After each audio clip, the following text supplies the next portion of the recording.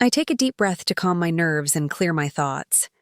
I watch the woman in front of me as she eats her burgers. She ordered 3 big ones, a large taro milk tea, and a few desserts. I know she usually eats a lot, but this feels different. She's already finished 2 burgers and is now on her last one. Since the meeting, she's gone quiet, and I can't blame her. I feel drained too. But we can't do anything. We're just here to follow orders. Watching Yara eat is tiring. I can almost feel my own jaw getting sore from all her chewing. She's completely focused on her food, biting, chewing, and gulping, like she's forgotten I'm even here. She always gets lost in food when she needs to think. I don't bother ordering anything. I'm still full from the cake. We head straight to the canteen after our meeting with the boss. It's a lot to take in. I get why he gave the mission to us. It's not a good one. It's frustrating. The task itself is simple, but deciding whether to go through with it isn't. You end up fighting yourself the moment doubt starts to creep in. And even though I'm not completely against killing them, honestly, they do have a point. Somehow. The meeting lasted about an hour and a half. They had already hacked the church's CCTV cameras and showed us everything.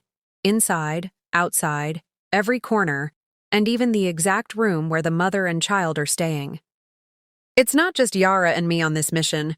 There's one more, Agent 009, making us a team of 3. According to the boss, he's one of the best hackers in the organization.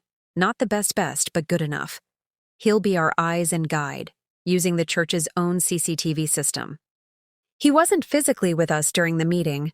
We only spoke to him through the big screen earlier. All the hackers in the organization are not required to reveal any personal information about themselves. Their faces are never allowed to be seen, and even the smallest detail that could reveal their identity, like sharing their real name, is strictly forbidden and punishable by severe consequences. We only know them by their code names and voices. Only the higher-ups know what they look like, where they work, or anything else about them. Maybe only the higher-ups know their faces, where they work, or anything else about them.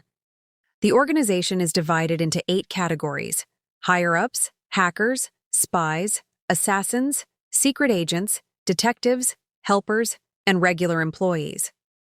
Each category works in a separate location, and every group has its own leader. These leaders are called bosses. But above them, there are even more powerful figures, and they're also known as the higher-ups. We don't all stay in one place because the higher-ups want to avoid being discovered by the public, not because of the police or the military. I know for a fact that some of them are working with us too. Every building owned by the organization is surrounded by regular employees, and in our building, they're all call center agents, just regular staff. They have no idea about the real purpose of the company they're working for. We have 2 bosses in this company, one for the call center agents and one for us. The boss in charge of the call center is a regular employee, but he's the nephew of our boss, so he knows the truth. Hackers have the most confidential job among us. As for me, unfortunately, I ended up in the assassin group. We take missions and get paid a large amount of money to kill people. We assassinate those involved in black organizations, people who commit crimes like illegal dealings, blackmail, robbery, and contract killings. Secret agents are the ones who deal with the country's government and other groups. They expose crimes that have been committed, but they're not allowed to kill, since each group has its own goals and rules. We are the killers of the organization. Secret agents, on the other hand, are more focused on self-defense, but they're not allowed to kill. That's their #1 rule. Our missions target black organizations, while theirs are focused on the government. We kill, and they don't. We kill to fight injustice while they expose it for justice. They work for peace. We work for money. Spies steal secrets and gather information from other organizations. They're the ones sent to infiltrate criminal groups or enemy organizations and earn their trust, all while secretly collecting information. It's a risky, time-consuming job that can take years. They have to lie, pretend, and live double lives just to get what's needed. This is the job I hate the most. It's too stressful, too complicated, and honestly way too much of a hassle. They live under constant pressure, pretending to be someone they're not every single day. One slip, One wrong word, and they're dead. If anyone finds out who they really are, they're allowed to kill. It takes an extreme level of patience, effort, and time. Honestly, that kind of life isn't for me. I wouldn't survive a week. Detectives also aren't allowed to kill. That's their number one rule. Some people have trust issues with the police. They don't believe in them, so they turn to our organization's detectives to uncover the truth and get justice. And lastly, the helpers. The organization has a lot of them, and they all do different kinds of work. Some help with normal things like cleaning, deliveries, or fixing stuff. But some are backup agents, like soldiers ready to step in if something goes wrong. They're willing to risk their lives, not for the country, but for the organization. Here. My eyebrows narrow as she gently slides the card across the table. I just stare at her while she sips her milk tea. Damn, when did this happen? In the elevator before we went to the office, she says, like she just read my mind. What the hell? Girl? I couldn't help but laugh. Bitch! So that's why you were so quiet. You used my money to pay for all that? I say, pointing at the food she ordered. Come on, it's my birthday tomorrow. She fires back. I know, but what I can't accept is...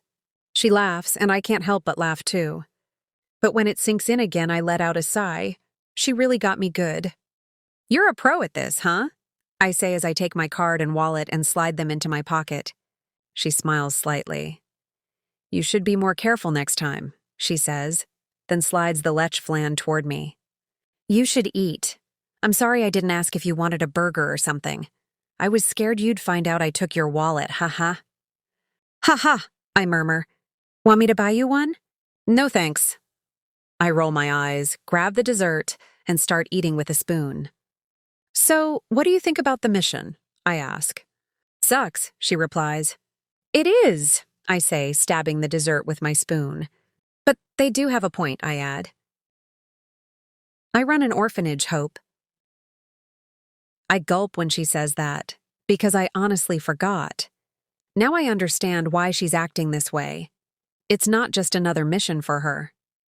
And the orphanage, she started that after losing her little sister.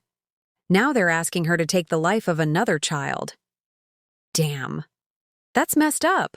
I want to retire from this goddamn job, but I can't, because he owns me. I want to know what it's like to be loved. I want to build a family. I want to have sex in the car, the living room, the kitchen, and on the beach. Wait, hold on, sex on the beach? Yes? She says, dead serious. Literally sex on the beach? Why not? Are you seriously kidding me? I whisper shout, but she just raises both eyebrows at me. Why not? I can buy an island just to experience that. Come on, I laugh slips out. I don't even know how we ended up here. We were supposed to be talking about the mission, but somehow it turned into another wild, ridiculous conversation. Have you actually done that? I blush. Bruh, sex at a hotel near the beach. Not on the beach. I'm not letting my vagina get eaten by crabs, fish, or jellyfish. Nah, I'm good. Say less. She stares at me innocently. Come on, girl. She's really making me blush, talking about stuff like this. Maybe this is what happens when you go too long without sex. Your mind goes wild and your body starts craving anything that feels even a little dirty. I want to have sex tonight. My eyebrow lifts on its own. Really? I say, suddenly excited. I grab her milk tea and take a sip. With 3 guys. I spit out the drink right on her face. Seriously? Yes? Why not? She says with a shrug, grabbing a tissue to wipe her face. I exhale in disbelief. Sheesh, this girl's a fighter.